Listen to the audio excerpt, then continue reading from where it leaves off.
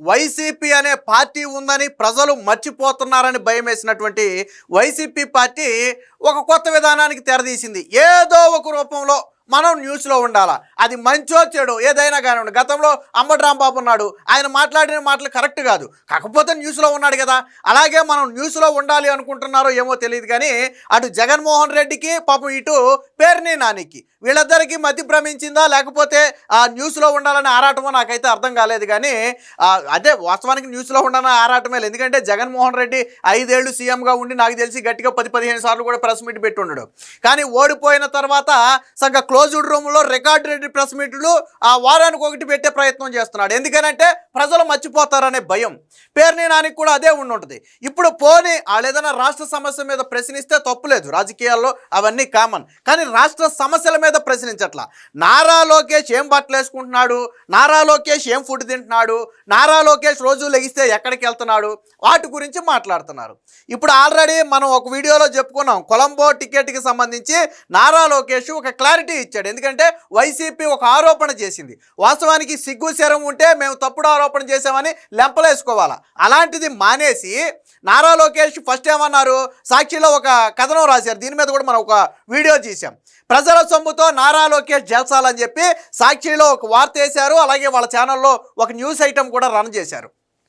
దానికి నారా లోకేష్ ఒక స్పష్టమైన క్లారిటీ ఇచ్చాడు. మ్యాచ్ టికెట్ నాదే, ఫ్లైట్ టికెట్ నాదేనని చెప్పి ఆయన ఏదో పుష్ప సినిమా స్లాంగ్లో, చిత్తూరు స్లాంగ్లో ఒక డైలాగ్ ఇసురు కొట్టడంతో ఆ వైసీపీకి 2 చెంపలు చెల్లుమన్నట్టయింది. ఎందుకనంటే మనం ఏదైనా ఒక వార్త వేసే ముందు కనీస వివరణ తీసుకోవాలి. నిజంగానే మీకు నారా లోకేష్ కొలంబో టికెట్ గవర్నమెంట్ సొమ్ముతో వెళ్ళాడని మీకు అనుమానం ఉంటే మీరు ప్రభుత్వం నుంచి సమాచారం కోరి తీసుకోవచ్చు. ఆర్టీఐ ద్వారా సమాచారం కోరితే వాళ్ళే ఇస్తారు, నారా లోకేష్ ప్రభుత్వ సొమ్ముతో వెళ్ళాడా సొంత సొమ్ముతో వెళ్ళాడా అనేది. సరే, మీరు తప్పుడు వార్త వేశారు, నారా లోకేష్ దానికి ఎక్స్ప్లెనేషన్ ఇచ్చాడు, వాస్తవానికి కథ అక్కడితో క్లోజ్. కానీ నారా లోకేష్ ఇచ్చినటువంటి రిప్లై అనేది వైసీపీకి గట్టిగా తగిలింది. దాంతో పాపం అటు జగన్మోహన్ రెడ్డి దగ్గర మొదలుపెట్టి ఇక్కడ పేర్నే నాని వరకు అదే ఫ్లైట్ టికెట్ గురించి బయటకు వచ్చి మాట్లాడుతున్నారు. అంటే రాష్ట్రంలో సమస్యలు ఏమీ లేవు, నారా లోకేష్ ఫ్లైట్ టికెట్ నేను పెట్టుకున్నాను, నా సొంత డబ్బులు అన్నాడు. ఇక అక్కడితో అయిపోయింది కదా సమస్య. మళ్ళీ ఇంకా ఎందుకు దాన్ని సాగదీస్తున్నారు? పేర్ని నాని కంట ఎవరి అకౌంట్ నుంచి కట్ అయ్యింది, ఎవరి అకౌంట్ నుంచి తీశారు, చంద్రబాబు అకౌంటా, భువనేశ్వరి అకౌంటా, నారా లోకేష్ ఎవడ అకౌంట్ నుంచి తీస్తే నీకెందుకే బోడీ? వాళ్ళేమి తింటాకి దిక్కాణా లేని వాళ్ళు కాదు కదా, వాళ్ళేమి తింటాకి దిక్కాలని లేని వాళ్ళు కాదు కదా. వాళ్ళకంటూ హెరిటేజ్ అనే ఒక వ్యాపార సంస్థ ఉంది, వాళ్ళంటూ హుందాగా గౌరవంగా సమాజంలో బ్రతకగలుగుతున్నారు. నారా లోకేష్ కొంత పుట్టుకతోనే ఆయన కొద్దిగా రిచ్ పర్సన్, ఆయన వెళ్ళగలడు, ఆయనకంటూ సొమ్ము ఉంది. జగన్మోహన్ రెడ్డి లాగా అక్రమాస్తుల కేసులో దోచేసిన సొమ్ము కాదు అది. ట్విస్ట్ ఏంటంటే అక్రమాస్తుల కేసులో 43,000 కోట్లు దోచేయటమే కాకుండా మొన్న అధికారంలో 1,000 కోట్లు దోచేసిన జగన్మోహన్ రెడ్డి ఏమో ప్రజల సొమ్ముతోనేమో జల్సాలు చేశాడు 222 కోట్లు పెట్టి. కానీ నారా లోకేష్ ఈ రోజు వరకు ప్రజల సొమ్ము రూపాయి తినని కుటుంబం, 40 ఏళ్ళుగా రాజకీయాల్లో ఉంటే ఒక్క అవినీతి మరక కూడా ఈ రోజుకి చంద్రబాబు మీద లేదు. ఈవెన్ రాజశేఖర్ రెడ్డి, జగన్మోహన్ రెడ్డి ప్రయత్నం చేసిన అవినీతి మరక అంటించలేకపోయారు. అలాంటి కుటుంబం వాళ్ళ సొంత సొమ్ములతో తిరిగితే నీకేందా నొప్పి పేర్ని నాని? ఏంటి నొప్పి నీకు పేర్ని నానికి? నాకు అర్థం కాల. వాళ్ళ పర్సనల్ డీటెయిల్స్ నీకెందుకు చూపెట్టాలా? వాళ్ళ పర్సనల్ డీటెయిల్స్ నీకు ఎందుకు చెప్పాలా? మీరు ఒక ఆరోపణ చేశారు, దానికి వివరణ ఇచ్చాడు, అంతే కదా. ఆర్టీఐ చట్టం ద్వారా నారా లోకేష్ ₹1 గత 18 నెలల్లో క్లెయిమ్ చేయలేదని చెప్పి గవర్నమెంట్ సమాధానం చెప్పింది. జగన్మోహన్ రెడ్డి 222 కోట్లు మరి కరోనా సమయంలో కూడా ఎక్కడ తిరిగాడో నాకైతే అర్థం కాల. 222 కోట్లు తిరిగి ఆ పై 22 కోట్లు పెట్టుబడులు కూడా తీసుకురాల. అందులో సగం వాళ్ళ కూతురు దగ్గరికి తిరిగినాయి. జగన్మోహన్ రెడ్డి ఏడాదికి ఒకసారో 2 సార్లు వాళ్ళ కూతుర్ల దగ్గరికి వెళ్ళాడు. మీరేమో ప్రజల సొమ్ముని పందికొక్కుల్లాగా ఖర్చు పెట్టి ఈరోజు నారా లోకేష్ సొంత సొమ్ముతో క్రికెట్ మ్యాచ్ చూడటానికి వెళ్తే మీకేంది? ఇక్కడ విషయం గుర్తుపెట్టుకోండి, నారా లోకేష్ క్రికెట్ మ్యాచ్కే కాదు, దావోస్ వెళ్ళినా, ఆస్ట్రేలియా వెళ్ళినా, అమెరికా వెళ్ళినా, ఏ విదేశాలకు వెళ్ళినా తన సొంత సొమ్ముతో వెళ్ళాడు. అది ప్రభుత్వ కార్యక్రమమా ప్రైవేటు కార్యక్రమం అనేది పక్కన పెట్టి ప్రతి కార్యక్రమానికి తన సొంత టికెట్ వేసుకుని వెళ్ళాడు ఆయన. ఆ డీటెయిల్స్ నీకెందుకు ఇవ్వాలా పేర్ని నాని? ఇక్కడ పేర్ని నాని ఒక మాట అన్నాడు, పుష్ప సినిమాలో ఆయనంటే కూలోడు, ఇక్కడ నారా లోకేష్ 5 కోట్ల మందికి కూలోడని. సరే, మీరు దానికి కూలి అని పేరు పెడతారో, ప్రతినిధి అని పేరు పెడతారో, బానిస అని పేరు పెడతారో మీ ఇష్టం. కానీ వాస్తవానికి నిజంగానే నారా లోకేష్ 5 కోట్ల మందికి జవాబుదారీగా ఉన్నాడు. ఆ విజ్ఞత ఆయన నిలుపుకున్నాడు. అందులో తప్పేమి లేదు. మీరేమి నామూషి పరచాల్సిన అవసరం లేదు. జగన్మోహన్ రెడ్డి అంటే నేనే జీవితకాలం ముఖ్యమంత్రి, నేనే జీవితకాలం పార్టీ అధ్యక్షుడిగా ఉంటానని చెప్పి జగన్మోహన్ రెడ్డి కలలుగా అన్నాడు. ఎందుకంటే ఆయనకు భవిష్యత్తు మీద భయం. నారా లోకేష్కి ఎలాంటి భయం ఏమీ లేదు. ఎస్, నిజంగానే 5 కోట్ల మందికి ఆయన ప్రతినిధి, జవాబుదారీ. అందులో సిగ్గేమీ లేదు. అందులో సిగ్గుపడాల్సిన అవసరం ఏమీ లేదు. దాన్ని నువ్వు ఎగతాళి చేయాల్సిన అవసరం అంతకంటే లేదు. పుష్ప సినిమాలో డైలాగ్ నారా లోకేష్ చెప్తే మీకు మండిందే, రప్ప రప్ప అని జగన్మోహన్ రెడ్డి చెప్పినప్పుడు నోట్లో ఏం పెట్టుకున్నావు? పేరుని నాని నేను అడుగుతున్నా, నారా లోకేష్ చెప్పిన పుష్ప సినిమాలో నాదు టికెట్ నాదే, ఫ్లైట్ టికెట్ నాదే, మ్యాచ్ టికెట్ నాదే అనటం సమాజాన్ని కించపరచడం కాదు, విద్వేషాలు రెచ్చగొట్టడం అంతకంటే కాదు. దానివల్ల ఎవరికీ నష్టం లేదు.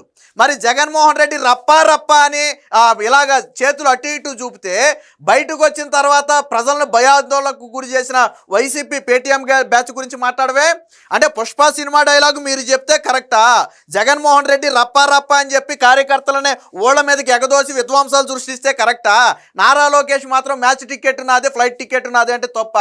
అది మాత్రం స్లాంగ్, నువ్వు దాన్ని ఎక్కిరిస్తావా? ముందు అసలు పుష్ప సినిమా డైలాగ్ బయటికి తీసింది ఎవరు? రప్పా రప్పా అని చెప్పి దాన్ని బయటికి తీసింది ఎవరు? జగన్మోహన్ రెడ్డే కదా. మరి ఆ రోజు నువ్వు ఖండించాల్సిందే జగన్మోహన్ రెడ్డిని. ఏమయ్యారు జగన్మోహన్ రెడ్డి, నువ్వు 5 కోట్ల మందికి ప్రతినిధిగా ఉన్నావు, ఏం పనిది? రప్పా రప్పా అంటే వీళ్ళందరూ ఓళ్ళ మీద పడి విధ్వంసాలు చేస్తారు, అది కరెక్ట్ కాదని నువ్వు జగన్మోహన్ రెడ్డి చెప్పపోయావా? నారా లోకేష్ ఏం రెచ్చగొట్టలేదే, వెళ్ళి నరికేయండి చంపేయండి అని చెప్పలేదే, మేము ఒక్కొక్కడు అంతు చూస్తామని బెదిరించలేదే.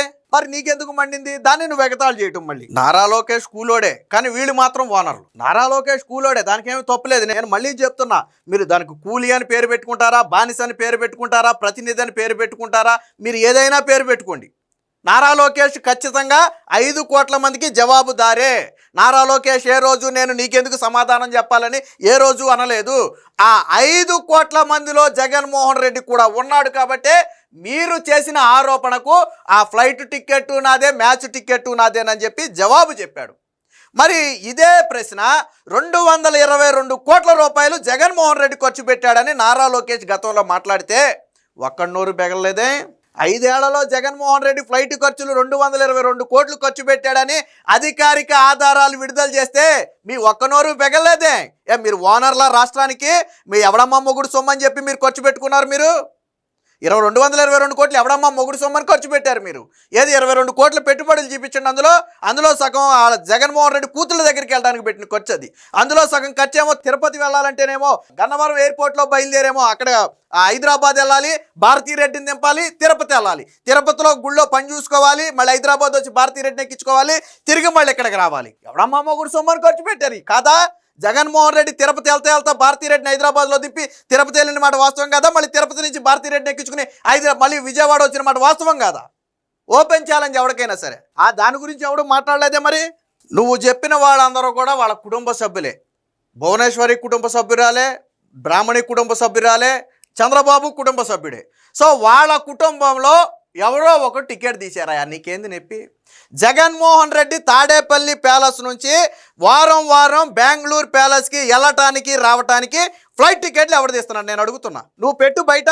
నారా లోకేష్ స్పష్టంగా చెప్పాడు, అది నా సొంత సొమ్ము, నేను ప్రభుత్వ సొమ్ము ఖర్చు పెట్టలేదని. సో ఆయన ఇవ్వాల్సిన క్లారిటీ ఇచ్చేశాడు. ఇప్పుడు నిన్ను అడుగుతున్నా, జగన్మోహన్ రెడ్డి తాడేపల్లి నుంచి బెంగళూరు ప్యాలెస్కి వారానికి 1 సారో 2 సార్లు తిరుగుతూనే ఉంటాడు. నాకు తెలిసి 20 నెలల్లో దాదాపుగా ఒక 200 సార్లు తిరుగుంటాడు. 100 సార్లు పైనే తిరుగుంటాడు ఈజీగా. నెలకి 4-5 సార్లు వేసుకున్నా కానీ 100 సార్లు తిరుగుంటాడు. ఎవరి సొమ్ము ఖర్చు పెట్టాడు? నువ్వు ఆధారాలు బయట పెట్టు.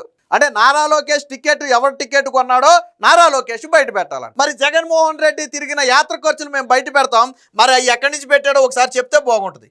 ఇది అధికారికంగా Andhra Pradesh aviation corporation limited statement of expenditure from 2019 to 14 March. అంటే జగన్మోహన్ రెడ్డి సీఎంగా ఉన్నప్పుడు సమయంలో చేసినటువంటి ఎక్స్పెండిచర్స్ మొత్తం మనం టోటల్ చూద్దాం. మిగతా అన్ని ఫిక్స్డ్, అదర్ ఛార్జెస్, హెలికాప్టర్ ఇవన్నీ పక్కన పెట్టి 2019-20 మధ్య మొత్తంగా 31 కోట్లు ఖర్చు పెట్టాడు.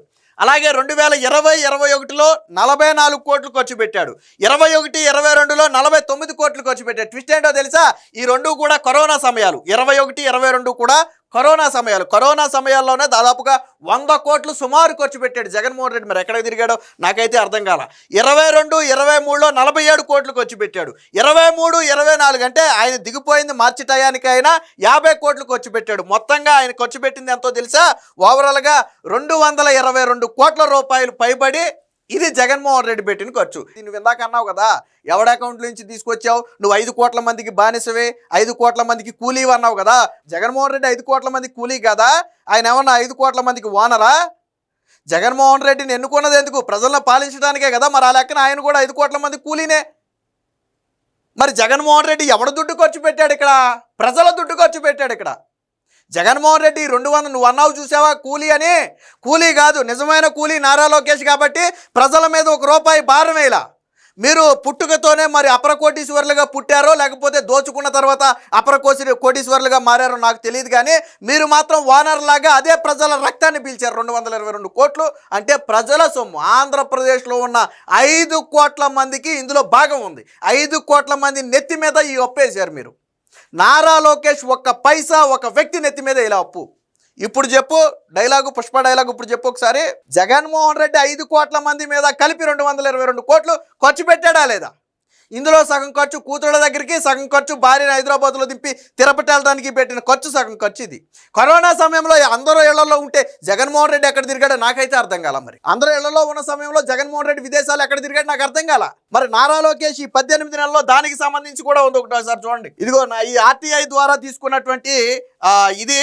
సో ఆర్టీఐ అప్లికేషన్ ద్వారా వచ్చిన రిప్లై చూడండి. With reference to your RTI application cited under reference I am to inform you that to no travelling expenses have been claimed in respect of the Honorable Minister of Human Resource Development and Higher Education Department, AP Secretariat Velagapudi. So Nara Lokesh అనే వ్యక్తి ఒక్క రూపాయి కూడా, అది అప్పుడు కాదు, entire ఇది ఈ ఆర్టీఐ అప్లికేషన్ పెట్టి దాదాపుగా 2-3 నెలలు అయింది. సో ఎప్పుడు ఇది 11వ నెల డిసెంబర్ 2025 డిసెంబర్ అంటే ఆల్మోస్ట్ 2.5 నెలలు 3 నెలలు అవుతుంది. 3 నెలల క్రితం తీసుకున్నటువంటి ఆర్టీఐలో చెప్పింది ఏంటి అంటే, నారా లోకేష్ ప్రభుత్వం ఏర్పడిన తర్వాత సింగిల్ రూపీ కూడా గవర్నమెంట్ నుంచి తీసుకోవాలా, అంటే ప్రజల నెత్తి మీద భారం వేయాలా. మనం గవర్నమెంట్ నుంచి 1 రూపాయి తీసుకున్నామంటే ఖచ్చితంగా అది ప్రజల నెత్తి మీద భారం, ఎందుకంటే ఎవరి జేబులో సొమ్ము కాదు. మరి జగన్మోహన్ రెడ్డి 5 ఏళ్లలో ఒక్కసారి కనీసం తన కూతుళ్ళ దగ్గరికైనా సొంత ఖర్చుతో వెళ్ళాడా? తన కూతుళ్ళ, మిగతా అన్ని వదిలే అధికారిక కార్యక్రమాలు okay, I accept. Jaganmohan Reddy తన కూతుళ్ళ దగ్గరికైనా సరే సొంత ఖర్చుతో వెళ్ళాడా? నారా లోకేష్ ప్రభుత్వ కార్యక్రమాలకు కూడా తన సొంత ఖర్చుతో వెళ్ళాడు. ఇప్పుడు చెప్పు, ఎవడు కూలీలాగా వ్యవహరించాడు, ఎవడు ఓనర్లాగా వ్యవహరించాడు? నారా లోకేష్ జవాబుదారి కాబట్టి ప్రజల నెత్తి మీద రూపాయి వేయలా. జగన్మోహన్ రెడ్డి విచ్చలవిడిగా నేనే రాజు నేనే మంత్రి అనుకున్నాడు కాబట్టి 222 కోట్లు ఖర్చు పెట్టారు. మీరు మాట్లాడుతున్నారు లోకేష్, సిగ్గు అనిపించట్లేదా? ఆయన స్పష్టంగా చెప్పాడు, టికెట్ నాదని చెప్పాడు ఆయన, అది అక్కడితో ముగిసిపోయింది. మరి ఎందుకు మీరు ఉలిక్కి పడుతున్నారు అక్కడ? నారా లోకేష్ నా డబ్బులతో, అసలు వాస్తవానికి సాక్షి మీద డిఫర్మేషన్ కేసు వేయాలి, ఎందుకంటే మీరు కనీస వాస్తవం తెలియకుండా నా ప్రజల సొమ్ముతో నారా లోకేష్ జలతాలు చేస్తున్నాడని వార్త రాశారు. మీరు మీ మీద కేసు వేయాలి, అసలు లీగల్గా అయితే మీ మీద కేసు వేయాలి. అలాంటిది ఆయన ఒక వివరణ ఇచ్చి వదిలేస్తే దాన్ని నువ్వు తెలంగాణ యాసలో నారా లోకేష్ని ఎక్కిరించు. ప్రజలకు అన్నీ తెలుసు, ప్రజల నెత్తి మీద ఎవడో భారం మోపాడు, ప్రజలకి ఎవరు భారం పడకుండా తిరిగాడనేది ప్రజలందరూ చూస్తారు. ఇప్పుడు నువ్వేదో వచ్చిరాని డైలాగులు 2 చెప్తే, జగన్మోహన్ రెడ్డి పుష్ప డైలాగ్ చెప్పినప్పుడు నోట్లోంచి మాట రాలేదు, కానీ నారా లోకేష్ నా టికెట్ నాదేనని చెప్తే మాత్రం నీకు నొప్పి వచ్చిందా? ఎప్పటికైనా పనికొచ్చే పనులు ఏమైనా ఉంటే ఏడవండి. నారా లోకేష్ తిన్నాడా, నారా లోకేష్ పడుకున్నాడా, నారా లోకేష్ ఎక్కడికి వెళ్ళాడు అని నీకెందుకా? ఆయన ఏమైనా చేయకుండా పనులు చేస్తే నువ్వు బాధపడాలి, నీకెందుకు? ఆయన క్రికెట్ మ్యాచ్ చూస్తానికి వెళ్ళాడు హ్యాపీగా అందరితో పాటు. ఆయనకి పర్సనల్ లైఫ్ ఉండదా? జగన్మోహన్ రెడ్డి కూతుళ్ళ దగ్గర ఊపుకుంటా వెళ్ళలేదా? అది పర్సనల్ లైఫ్ కాదా? నారా లోకేష్ క్రికెట్ మ్యాచ్ చూడటానికి వెళ్ళకూడదా? ఎవడ పర్సనల్ లైఫ్లోకి ఎవడో చూస్తాడు? జగన్మోహన్ రెడ్డి కూతుళ్ళ దగ్గరికి వెళ్ళినప్పుడు ఎవడని అడిగాడా ఎందుకు వెళ్ళావని? అడగలేదు కదా. మరి నారా లోకేష్ మ్యాచ్ చూడటానికి వెళ్తే నువ్వెందుకు అడుగుతున్నావు? నువ్వు సిగ్గు శరం వదిలేసి నువ్వు రోజు ఎక్కడికి వెళ్తున్నావు మేము అడిగామా?